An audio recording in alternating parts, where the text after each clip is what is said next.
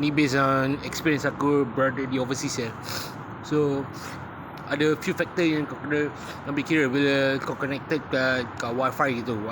Wifi itu dia somehow dia reroute tak macam mana, dia boleh sabotage kau punya eSIM profile kau. Dia suddenly dia jadi clone kan. Jadi ini finding aku, ni current location aku dengan location bearing aku.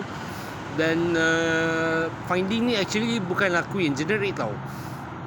Jadi based on research being done by big organisation yang diorang dah implement. So output daripada generated script ni, dia inform ada beberapa few factor yang kau kena ambil kira lah. Okay, kau baca sendiri lah. So yang aku highlight ada dua.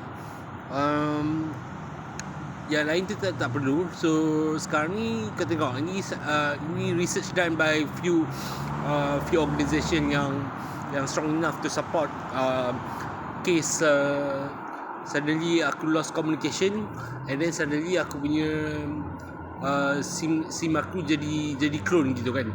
So take advice those yang ada kat overseas tu, take note benda-benda ni semua So it's up to you kau nak perform SIM lock atau tidak kan.